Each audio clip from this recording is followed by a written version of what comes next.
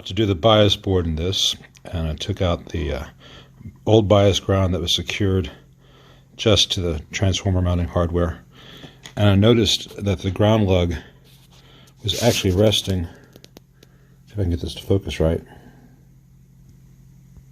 Bear with me, sorry.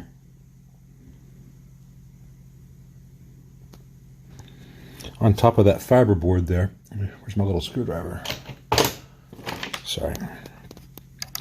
Part of the grounding ring and the nut which secured it was actually resting on top of this fiber board right here. So that's not a very good connection to chassis. So that fiber board needs to be moved a bit, and I'll take this off the manual. I have to move this fiber board back. It's a little bit tricky, and then I'll put a Keps nut there. So let me pause this for a moment. Okay, I've got a new Keps nut there, and this entire fiber board needs to have the hole enlarged a little bit now that it's moved back a bit, just so that the screw can go through here, then through the backer board, then through that. So that will be relatively easy to do. Slight factory error 50-something years ago caused that. And I'm about to redo everything on the bias board. You can see when these fiber boards flex, the solder joints don't always hold up. That one's breaking off inside of it. So I'm going to redo all this cleanly and neatly, and it'll last another 50-something years. Okay, I've got the rebuilt bias supply, new 470 ohm resistor, new diode in place, new filter cap, all that's done right. Got a new ground lead, which will be soldered to the chassis a little bit later. Got all the old transformer mounting hardware replaced with Keps nuts. These solder joints will be remade directly to the chassis later. Reconnected the intensity pot for the tremolo. We're going to do something a little bit different on this one. That'll be down the road. Let's get it working first. And I've gone through and I've gotten the old, well, poorly replaced cathode bypass caps out. I'm going to measure the values of all the cathode resistors before I put the new ones in, just in case any of these need to be replaced. Got all the solder out. I'm going to clean the flux and get the board really clean in these areas. I noticed that this 100 ohm resistor to ground was just tucked inside a solder joint. There's no mechanical connection there. It's a great way to lose tons of output. So this resistor is going to get replaced with one that both spans from eyelet to eyelet, but also has a little bit of slack for future board expansions. On this cathode bypass pair, the old lead was stuck up, and the new leads were just tack soldered to it, and they'd broken off. So these two resistors had been unbypassed. Would have had a very weak output and very weak reverb as a result. And I've got those incorrectly replaced resistors out here. I'm going to get all this cleaned up. So I'll show all the pretty stuff afterwards. Also took out that silver mica bright cap, treble cap. I'm going to put in the correct ceramic after I clean the boards up. So this is the fun part.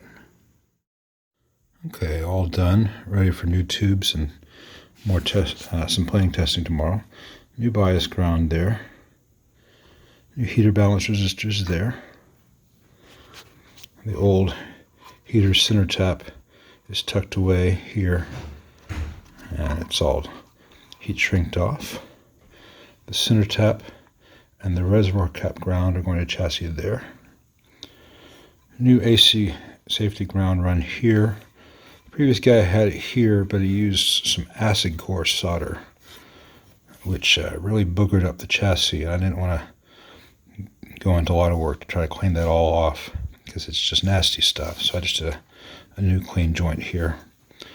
The ground wire is longer than the hot and neutral.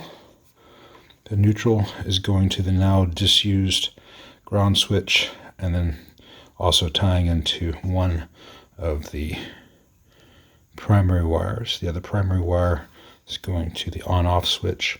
The hot goes to the fuse, and from there to the on-off switch. On the output sockets, the 1.5K grid stoppers had drifted to almost 2.5K. That's too much.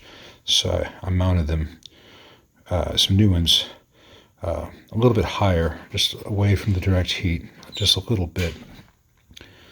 And then new 3-watt screen grids are mounted to the side, away from radiant heat. I'll clean up all where the heater wiring is in a little bit. Let's go through here. I've reconnected the intensity pot, and I'm out of carbon composite 100 ohms.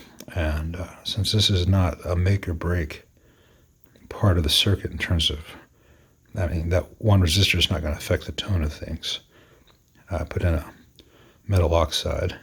You'll notice it has a little bit of slack in the leads, so that if this board continues to flex, that resistor will not pull out of either end.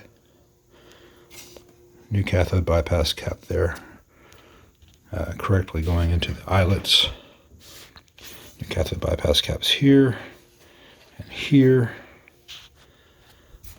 New ceramic disc cap there. Correct 100 nanofarad cap there where they had a 47. Cathode bypass caps again.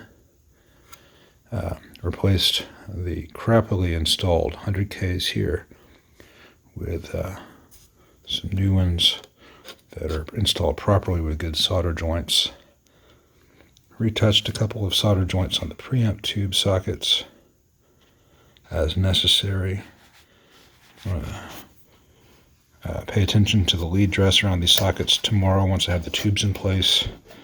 Get everything as quiet as possible, especially here around the tremolo tube. This lead dress in this area can be really critical for getting rid of thumps and thuds in the tremolo, so I'll play around with that. As I mentioned in the first video, this is a non-original treble pot. I need to measure and see if that's a 30% or 10%. And I need to verify that this jack is good, because it looks like it may not quite be normaling properly. But I will find out when I play it. So we are really close to having this thing playable, and should sound very good. And of course, like all these, I need to make sure that there's no DC leaking in the board, and that this ceramic disc cap here is not microphonic. They often become microphonic. And now that the tremolo is reconnected, I need to make sure that the tremolo is actually working. These ceramic discs often fail. So we shall see very soon. Almost missed something. This ground wire, in the process of working on the board, pulled out of the solder joint on the brass control strip. So I'm heating up the big iron to redo that one.